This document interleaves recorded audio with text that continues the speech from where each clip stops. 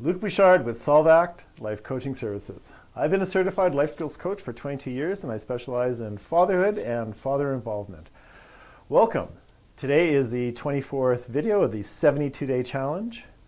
We're in a new week, it's the fourth week, and this week we're celebrating fatherhood because yesterday was Father's Day. And gentlemen, dads, how was your Father's Day? I had a great Father's Day. It would seem that clay, it's the year of clay for father's presents. I got clay-made products, and it's pretty cool. This week is fatherhood, and our daily focus is male conditioning, and the topic is what we learned from our fathers. I hope you guys are as pumped as I am about this week. It's going to be a great week. We got a lot of stuff to cover, and I'm just going to jump right into what we learned from our fathers, and for that matter, our mothers, about fatherhood, because that also gets thrown into the mix. So, my intention of this video is to shine a light on what influences we've had as children and as boys, and how those influences basically color our perceptions and how we see the world. And depending on what kind of fathers we had, how involved our fathers were, how authentic they were, and how emotionally present they were, that will have influences on how we are with our children. And before I get more into that, I'm going to talk about a few other things that really have influences on father involvement that I think we need to recognize and understand.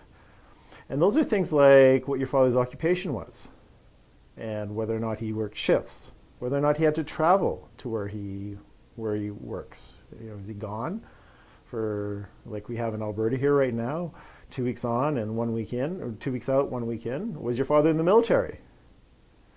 Was your father a company man? Did you see him only on weekends?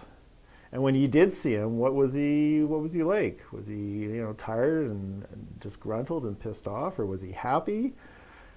All this stuff that went on during our formative years, and we can debate what formative years are, but I'm going to just say 10 and younger, when we were really coming into our own and understanding, our family, or learning about our families and learning about how we are within our families, has a definite influence on us. And how our fathers were around us at that point makes a big deal. And whether or not you had a father. I didn't have, my mother left my father when I was 3.5, and I never really had a father after that.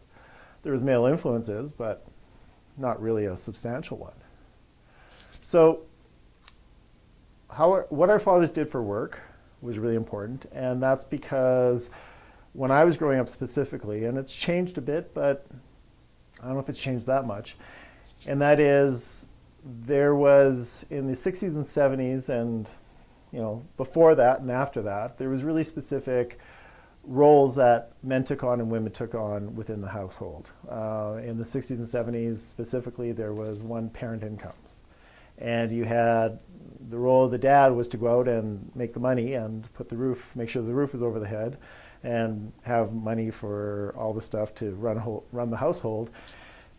And the mothers were really the other side of that, and they ran the household, and they managed the kids, and they made sure everything was pretty much running smoothly, so when dad came home, he could, enjoy his night. And often, even how dads were seen by the mom, and whether or not dads were seen as enforcers. So, wait till your dad gets home, that'll teach you type of stuff, really influences how we see fathers and how we are as fathers. Something else that's really, I think, important to focus on is, how did our parents see each other? Did our parents even like each other? Did our mothers really speak negatively of our dads? Were our dads disparaging and very condescending to our mothers? Because that will have all influence as to how we see the world. And really, if you don't understand that, you're really not understanding the influences we have. And it's very important to know that if our mother was constantly putting down our fathers, and your father was taking it and not standing up for himself, or it was just a conflictual relationship, that's going to influence us as to what kind of partners we pick. Conversely, if it's a very loving relationship and a very happy relationship, that's also our point of reference, and that's what we're going to aspire to. So these things are really important in regarding as to how we are fathers and how we were fathered and how we're going to father. Also, back in the 60s and 70s specifically, because that's when I grew up, and that's my point of reference, women were really quite tied to their husbands, and they had a whole lot less choices than they do today. They had less education, and before the sexual revolution came along, where women could choose to get pregnant or not, they were really, really tied to their husbands, and the women's identity, mothers' identities, were really based around their husbands. And that all changed, thank God. That's gone by the wayside, because it wasn't equitable and it wasn't fair, and it was really kind of, women lived this lives of having to put up with the men and live, they made their bed, they had to marry it. So did guys, but when you have financial resources, you can make different choices.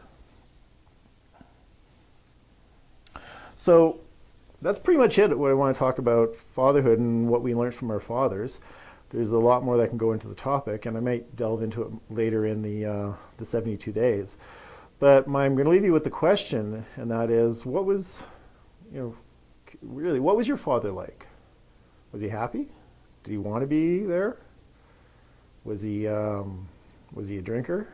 Was he abusive? Was he a great guy? Did you admire him? Did you fear him? Did you want to be like him? Was he there supporting you for when you went and played hockey or baseball or whatever you did? Did he come to your school functions? And if he did, how great did that feel? How he supported you and you were really that important to him. And of course you're going to want to do that with your kids, but if he didn't, it's good reason to remember that and remember how that didn't feel, that you weren't that important to him. And all the more reason, dads, to be there for your kids, because they need us, they deserve us, and you deserve to be in their lives. Like our kids, I'm going to talk later this week about the necessity of father involvement in children's lives. I'm going to be reading some stats out that are pretty disturbing when fathers are absent, and that's coming in the next couple of days.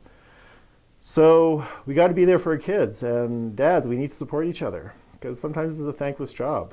There's a lot of focus on what mothers have to go through, but sometimes, we're kind of forgotten.